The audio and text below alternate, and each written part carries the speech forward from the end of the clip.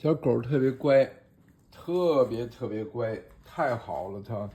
这是鸡蛋羹，今天吃鸡蛋羹，搁点醋，搁点味精，搁点香油，搁点酱油。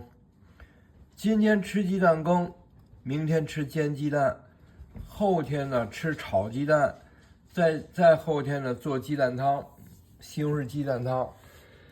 昨天吃了好多的猪脚，也叫猪手，那很多油啊。那我用这个锅啊，我就做菜的时候就加一点水，像炒，也没有加油，就是不吃油。就是人是那个比较